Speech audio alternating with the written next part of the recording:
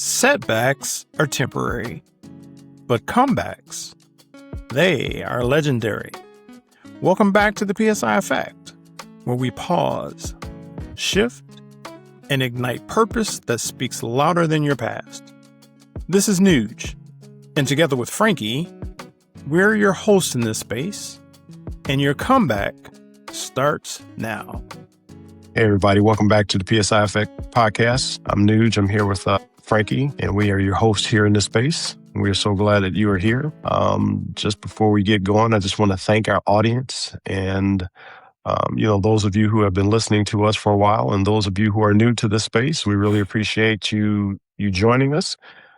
Thank you for all of the love and support and the comments and the interaction on social media. We really appreciate that very much and glad that you are here. We have a really special episode for you today. I'm not going to steal the thunder off of Frankie because he's going to introduce the episode to you today because something that he engaged in with a good friend. And so, we have that episode for you today. A little something different on how we do things, but I think you will be blessed by what you hear. And so I'm going to leave that up to Frankie. And as usual, we let Frankie tell us kind of what's going on in the world. Frankie, so what's happening, sir? Well, the first thing I have to call out, Nuge, is to make sure people know that intro is you talking and not me, because your voice is a little bit more sultry and baritone than usual, man. And I know you've been under the weather. How you feeling? I'm feeling pretty good. I think today is probably the better day for this last week.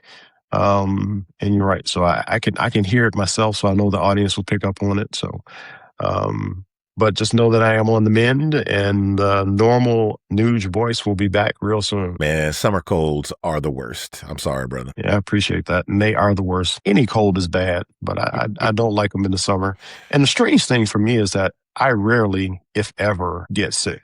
It just doesn't happen, which I am so blessed and I appreciate. So where this one came from, it snuck up on me. Well, I'm glad you are on the mend, but appreciate that. Yes, sir. But as far as my world is concerned, this week has been a veritable whirlwind. So as we're recording this, yesterday was my wife's birthday. So baby, if you listen to this, happy birthday, belated. We celebrated yesterday. Had an awesome dinner. It was like a themed dinner at this nice restaurant in the area that was Patron tequila themed. So it had all these different Patron drinks that went along with all the courses of the meal. Man, I'm glad I took our advice from the holiday episode and I wore my stretchy pants to the endeavor. That sounds like a really nice dinner. I hope you guys had a good time. Oh, it was amazing, getting to spend time with my boo thing out there while we celebrated her birthday. So that was really great. That was really great. And then looking forward a little bit this weekend, man, the time has quickly come upon us. This weekend, we're actually doing the early drop off to get my oldest son's room set up at college. So we're going to be hopping on the road on Saturday and moving all his stuff down there to get things set up for him. And wow, that came at me quick, and it's a lot of emotions going on. It's, with him leaving the house, and this is one step closer to that, but, there's much more good than sad that's associated with this. And, I think that is a good tie-in to the topic that we'll be sharing with the audience today, this finding the silver linings and things. So you mentioned it was a little bit different than what we usually do. So to let the audience know, a couple of weeks ago, I was down in Atlanta and I caught up with one of my good friends, my brother, my ace, Dr. Christopher Linwood Riddick. And he and I sat down to have a conversation around an experience that he and I shared, which was being laid off from our job. And we really focused our conversation on trying to find the silver lining in a layoff. And I'm really looking forward to sharing that conversation with our listeners. Well, that's fantastic.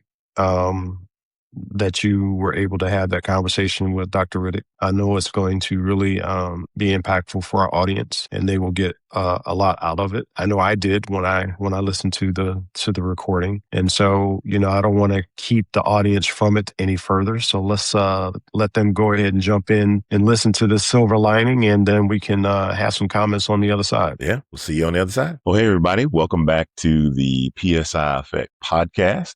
It's great to have you back in the space. And as you can see, if you're looking at this on YouTube, it looks a little different than usual. So I have to say this is a special treat because I'm on the road. I'm down here in the ATL with a special guest, my man, my ace, brother, longtime friend, Dr. Christopher Linwood Riddick. All right. My ace. Riddick, what's good, man? Nah, man, I appreciate it. Thanks for coming down. I wish we could have had Jesus just turned the temperature down just a little bit for you, but we call it Hotlanta for a reason. No, I appreciate it. It's been a good, well-timed weekend. I'm just ready to sort of just shoot a fat a little bit. Yeah, man. I mean, it's been a great pause. We always talking about, with PSI Effect, pause, shift, ignite. Man, there's so much power in the pause. And yeah, I needed to step away too, just to drop away for a little bit, come down here and see you, see Keith, maybe audience. We might get Keith to be on here at some point too. But yeah, it's, man, how long we were talking, I forget who we were talking to about how long, you and I have been on this journey together. And we said, what, 1990, 95 was one? Yeah, late, I think going to the summer of 95 or late or the fall of 95 into the spring of 96 and the summer of 96. Here we are. 96 is here. 96 is here. Oh, man. And, one of the big things that we talk about a lot on the podcast is strength of the village and the notion of really needing to have accountability partners while you're on this journey. And I have to say, brother, you've been one of my strongest accountability partners for the past 30 years. Right. And I can't even begin to describe how impactful, our relationship has been. And it's encouraging to know that I've got somebody like you can depend on me. Right. And how's it been from your perspective? Not just me and you, our entire line, the friend group that we've had for that period of time. Yeah, it's interesting that you say that. I think it's almost serendipitous that from a fraternity perspective that our line came together the way that we did, because we come from all different walks of life, right? Some of us, country boys, some of us a little more, city and urban. But I think over the years, as the years have progressed, that melding of sorts has certainly almost felt like to me is almost divine in the sense, the older we get, the more complex life becomes, and some of the things that we were stressed about early on, it could be, this dude looked at me a certain way, or I didn't, anything, right? Oh, someone, sort of cut me off on the road, right, whatnot, or, it could be the fraternity rivalry kind of things, or, that Kappa said this, or that Q said that. It becomes real things, right? My folks' health declining, I didn't get that job I wanted, or having, issues in my marriage. I don't know if the marriage is going to work out, or I have a health ailment. Yeah. And it becomes more complex. And as that relationship continues to grow, it gives us the space that we need to handle the more difficult challenges. So for me, it's been great just to, have folks I could count on, folks who could understand the things. Kevin, and I talk about having, daughters, right? And, right. And how, as they get older, how that we approach that as a father, particularly the Black father, just being able to have folks who can understand things and also really be very real and honest about stuff has been tremendously helpful for me. Yeah, that realism, there's no substitute for that, because having to put on a filter or having to sugarcoat things, that just dilutes the message. Right. So keeping it really real, sometimes even when it's uncomfortable real, has always been an asset in our relationship.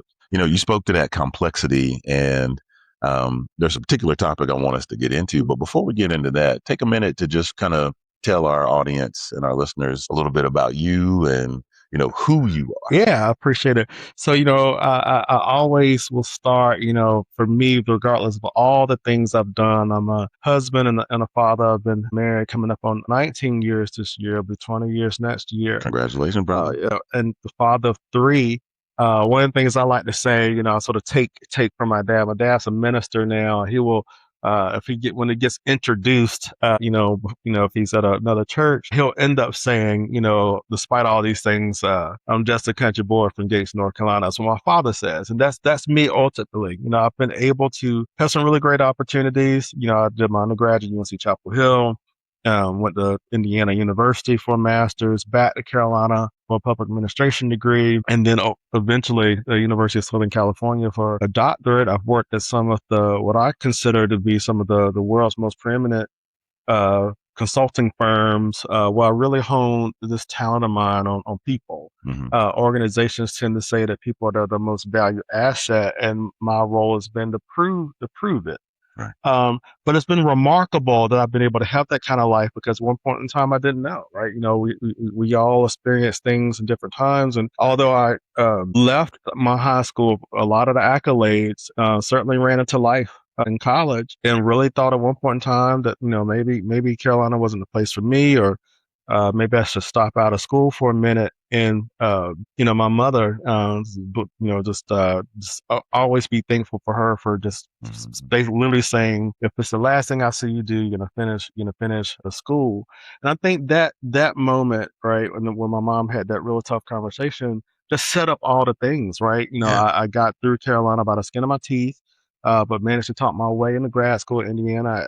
Actually, a lot of us don't know this. I got admitted on a conditional admit at IU, and I had to have some parameters on how to remain, and I blew all those parameters out the water, and just set me on this path, right? But as I said, life has certainly been doing life things. It's done a lot of things for a lot of people, right, over the past few years. But for me, ultimately, if you read any of my bios, you'll see that I'm a lover of music, bacon and bourbon. I'm a big John Coltrane fan, who's also from North Carolina. Certainly love the pork, Yes.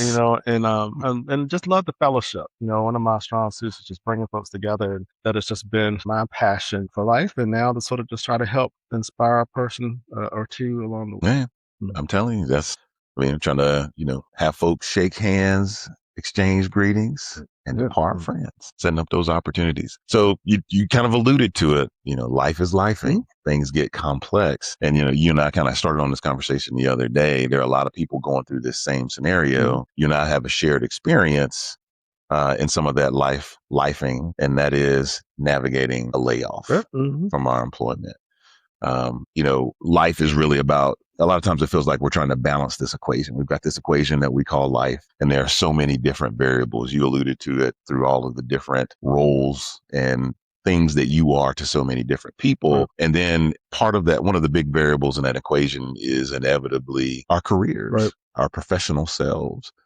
And when we experience a layoff, there are so many things that, it's just roller coasters of feelings and, worries and all that other stuff. How did that kind of manifest for you when you encountered the layoffs? Yeah. It's interesting. Some people sort of equate, losing a job almost to the same type of grief that you might have if you lose a loved one. There's certainly grief that comes along with a loss, particularly if you're doing work that you love doing, right? That, it's not just a job, but it's a career, right? That is a career that you feel called into. So my work really dealt with, as I said, people. Like I worked with organizations to help their employees feel more engaged, to help their employees feel seen.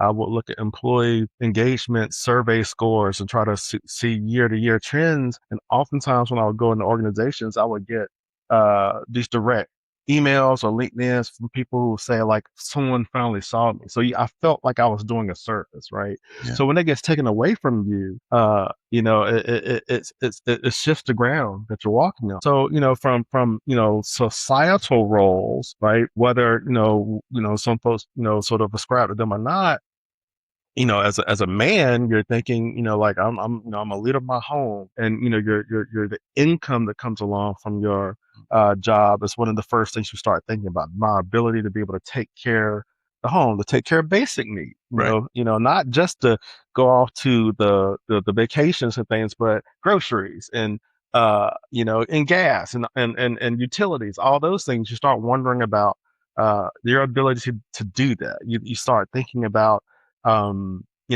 becoming, if you want to keep it real, so like that, the house husband, so to speak, right?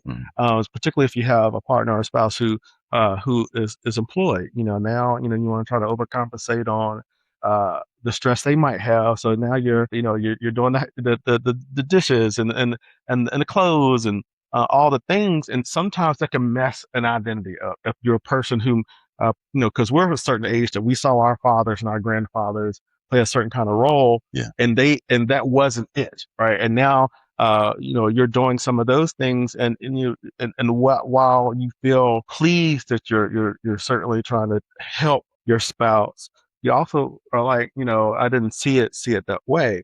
Also just the depression that comes along from it, because there's a loss of identity as well. Like, you do work that you are particularly proud of and happy about, that becomes part of who you are. You spend the majority of your day with your work family, right?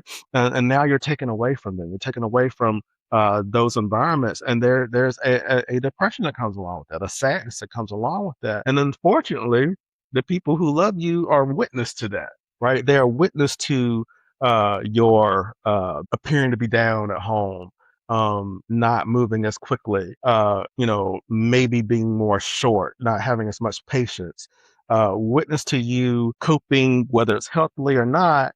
And there are going to be people impacted by those things, right? So I know for me, the layoff was in January 2025. It was, connected to our politics, right? So you start to feel a certain way about the politics that are happening. You start feeling a certain way about just the direction you see the country go in. But then you in after all of that, there's the realism of being home, right? Your kids are at school, the wife's, at work, in the silence, right? You're in your head a lot.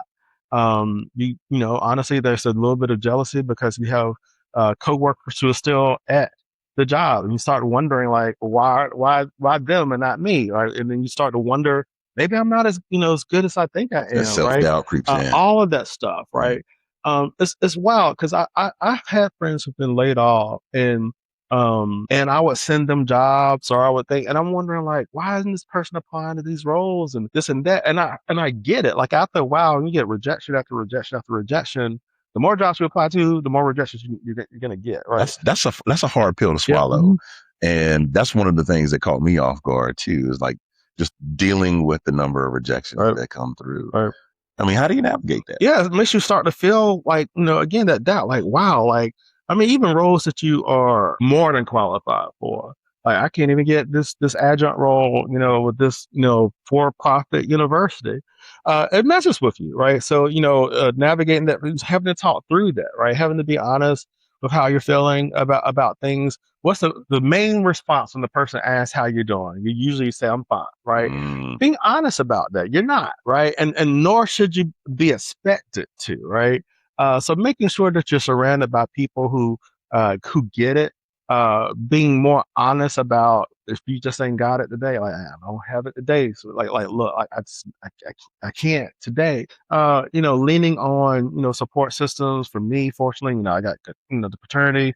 I continue to have the support of my mom. Obviously, I have the support of my home, but also maybe getting insights from people who've gone through it as well, right? And you start to realize it's not just me, and these feelings are normal, and it's okay to feel lost today. It's okay to feel hopeful tomorrow. It's okay to feel sad. It's okay to feel even down and depressed. But the key is, how do we respond to that? What do we do, right? When you're starting to exhibit behaviors that aren't normal or normal for you, right? Why is that? If you're sleeping longer, why is that? If you are imbibing in alcohol more, why is that? If you're eating comfort foods more, why is that, right? If you're seeking other comforts, why is that? So for me, making sure I have that support, also me recognizing behaviors, and then me seeking professional services. I have a therapist I found myself feeling a lot more anxious and stressed. So, he prescribed the medication, which has been helpful. Leaning into faith more, whether it's going into a place of worship in person or watching the service online or just reading, scripture and things like that. That has been sort of this journey for me of going from literally, in my opinion, being lost and in the wilderness of sorts, and then just get to a point like I'm tired of feeling sad, right? And also it's impacting my home, it's impacting my marriage, it's impacting my relationship with my children, it's impacting my friendships, and if people who love you notice that, they will let you know that they're worried about you, and sometimes in not so soft ways. And that has been for me probably the more real part. Man, and I'm really glad that you shared with us the seeking professional help and going to therapy. That's been a recurring part of our conversations here on the podcast, and talking about how therapy is something that we should not shy away from. It's been stigmatized. And I just want to applaud you for sharing that and helping us to further normalize the notion that, especially us as Black men, seeking professional help, it gets stigmatized in such a way. So I appreciate that. And for all that you're sharing here, it seems like you got to a point where you made a shift. And that's what we really try to focus on from the PSI framework is making a shift to try to author your comeback from this. And that mindset change that you went through, and this is what I really want us to hone in on the conversation. It sounds like you started to see some of the silver lining that was available because of this layoff. I mean, anybody that's going through it right now, or has gone through it, understands all of these negative things, these bad things that can bubble up when we get laid off. But I really want to have a conversation around finding the silver lining in that layoff. And I don't want to diminish, and this is not to diminish, those bad things or those heavy things that go wrong, but just to try to show that there's another path available. Right. So, one of the things I say all the time is, life is lifing, right? But life is not only lifing for oneself, and life for everyone else, right? And one of the things I've just been just thankful for, and I believe that, at some point in time, I'll be able to look back on this, is my ability to be present for others in a way that I would not have been able to be present for them had I been, traveling for work or, in an office all the time or during, more traditional business hours. I have 3 children. I have, one of them is starting to become full on teenager, right? In an environment that is relatively new for all of us, right? I've only been in Atlanta for about 4 years, whole new set of friends, whatnot, whole new just surroundings and environment. And for me, just to be able to be as more fully present, and not just my son, but my daughter's lives as well, to be able to help think, through homework more and even talk about life in the headspace of let's be honest, being a Black father of Black children and a Black husband, it's not the easiest, that's a job in its own. Right. And sometimes, when I look back on some of these olden days when, the fathers will come home, they're just tired. They don't want to deal with their children, right? They're tired, right? And it was almost like leave daddy alone, let daddy get his rest. I don't have to be worn out from all these other things. And I have the space and the energy to have been part of, literally these transitions from, being from my son being a boy to now a young man, being present for my children's events and having the energy, right? So I don't know how many times I've gone to, like a kid's practice or something, and I see parents on their phones and things because they gotta stay on top of whatever it is. I don't have that thing to be on top of, right? So I can be fully present. And one of the things I really love, and I see, my youngest who do a cartwheel, she'll look up and wave. If I was in my phone, I would have missed that, right? But because I'm laser focused on that. Also, even from a marriage perspective, just having more of an appreciation for the things that my wife has done for our house, right? Like my wife, she'll work. I mean, she's an executive, but she will still, I hear her right now, like, getting this gorgeous spread ready for us for Sunday brunch. But now understanding sort of like the mental capacity, the mental aspect of preparing dinner, of washing the clothes, like you're already tired, you're already thinking about that deliverable. You probably have to get on to the laptop later for some work, but the space it takes to be fully present, I have more of an awareness of that, right? And because of that, that makes me more sensitive to telling her when she needs to take a break. Like, hey, sweet, I got this. Hey, why don't you get out of the house? Why don't you go visit your sister? And I don't think sometimes we take that stuff for granted. Yeah. Right. And I would like to say she has more of an appreciation for my awareness of what she has had to do sometimes. And, I feel like, especially in this last few months, it's gotten us closer in a way that maybe we wouldn't have been as close. Right. Had I just been working that, being able to have a stronger relationship, even with my dad, right? My folks split when I was 5, and, he'll call and check on me, right? Seeing him become a grandfather and be a good grandfather has been just a treat, right? It's like I'm getting the time back that I didn't necessarily get. Right. Talking to him about this stuff, right? Like I never really had what I call deep conversations with my father, but now, like, he knows that I feel a certain way. Like he'll say things like, I can hear it in your voice, stuff he wouldn't normally say, back in the day. Right. And of course my mom has certainly been tremendous. Like she has, she'll send me these, affirmations and all these things and just the stuff, these prayers, and, she'll drop a little something in my, in my bank. Sometimes unexpected, just, go out and have some fun, enjoy yourself. Just being able to have those close relationships. My brother, will try to send me uplifting messages and sometimes songs and things like that. And I just think the silver lining for me is it's just brought me so much closer to my family members. I've started writing a book. I don't think I would have had that motivation, right? And I think, being able to hopefully have a word or two that might inspire someone else. I have the time for it, but I'm also in the headspace when you're in sort of this raw emotional space, you get the real raw emotions down on paper, and not sugarcoat it anyway. So yeah, being able to be present for the children, sort of help my children through transition into, all the things that puberty comes along with, being more thoughtful and mindful about the things that my wife has done to keep our home together. Certainly being closer to, my parents and my siblings, and then even thinking through who I am as a person and putting that down on paper. I'm excited about what 2027 has in store, because I think, if we get through with this book project, I really think it might be, powerful. I've expressed thoughts as well. I think the silver lining, I literally had someone say it, like, because, I put things out about mental health, emotional health on both Facebook and LinkedIn. I've had people say, you don't know it, but you probably saved somebody's life today. Right. Or you probably stopped someone from doing something destructive today. And I've received messages like that. So I think, through my experience, just being able to help people realize they're not alone.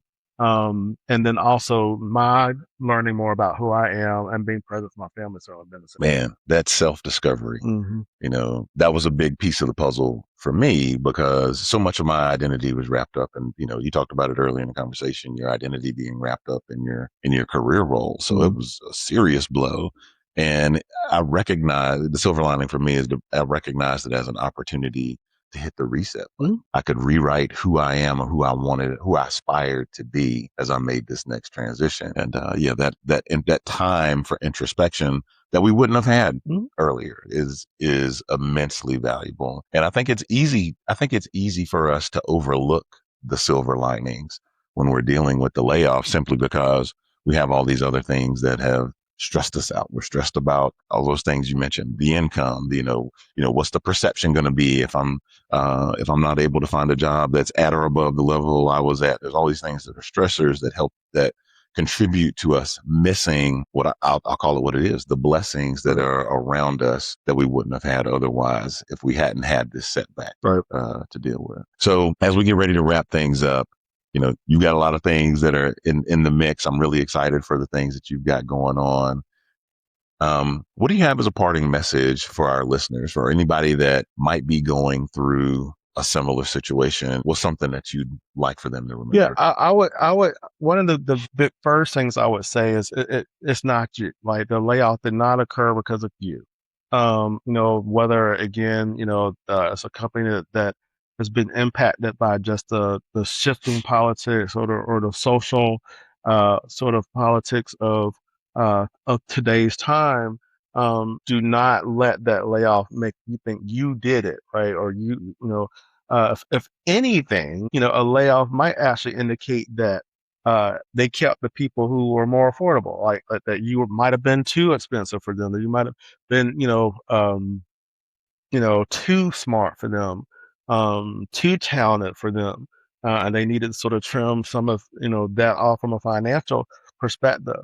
Go back and look at the things that if you were in graduate school, read those personal statements, read those letters of recommendation that you receive, and remind yourself that you are absolutely talented, and that the layoff does not have anything to do with you. So that's the first thing I would say. Also, just be mindful of what you're doing to cope.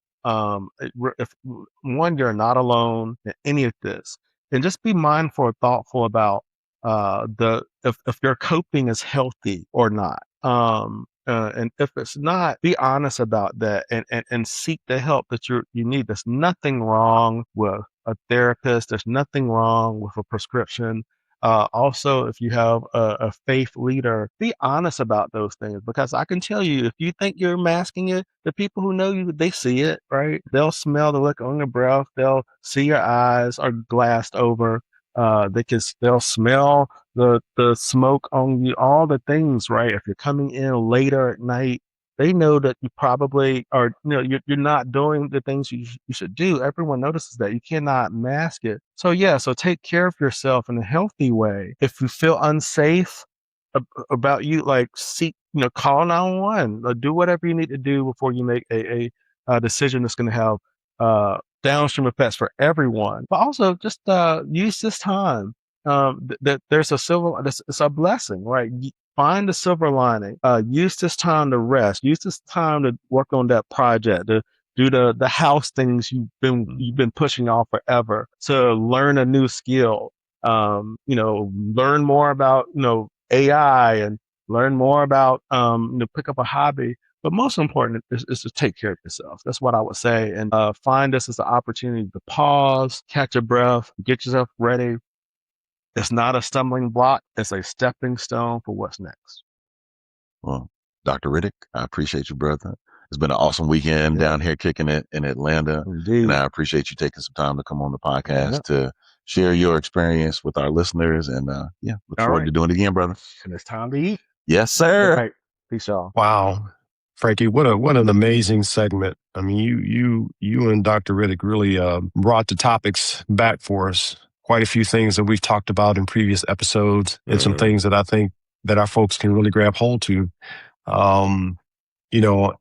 He just talked about a lot. He talked about community, and he talked about the village, his village, right? He talked about, friendships and personal relationships. And one of the things that he said that I really liked, and when he was talking about lifing. Oh man, yeah. And I know that that's something that we can all relate to, but not really have put it in those terms. And so, the lifing, I mean, because it happens all the time, right?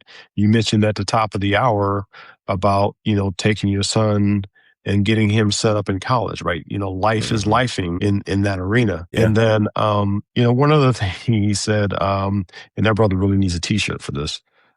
He talked about... Well, life is lifing is a t-shirt on its own. But he talked about, music, bacon, and bourbon. I mean, that's a t-shirt if I ever heard one. I mean, that's a lifestyle. What are you talking about? Absolutely. But yeah, just a very enlightening segment. And I really appreciate you taking the time, and I appreciate Dr. Riddick for spending the time for you to, create something that is just valuable for our listeners. And, hopefully they will get the rawness and the emotion that he displayed, telling his story. And it's just a story that I think that'll resonate with a lot of our audience. So I really appreciate both of you for taking the time to do that. Yeah, it was a wonderful experience. It was a little different than our usual formula that we have here on the podcast, but I couldn't let that opportunity slip by being down there and catching up with him because, we've had conversations. Riddick and I have had conversations about our layoff experience, and I'm just really grateful for Chris being willing to, engage in that conversation and share his story with our listeners, just because having a layoff is such a bomb going off in your life, and it can just throw us off balance in so many ways. And despite that, or in spite of that, we can still find a silver lining. And I think Riddick is well on his way to finding the silver lining in his. I know I found the silver lining in mine. And the other through line that I was really, really impressed with was the fact that, Riddick just really leaned into the seeking professional help and how pivotal that's been in his journey. And just really encourage our listeners, don't shy away from that. There's professional help out there for a reason. Lean into it. It can help you get back on that path. And one of the key impacts that he made with that as well is just the effect that, the whole experience had on his family and how he recognized that, which, I think helped him, get to seeking help. But, we often forget about the impact that certain things in our own personal lives that had that, how they impact others around us. And I was really glad that he brought that out, because I think that's just a very important piece that we sometimes just lose sight of. Yeah, absolutely.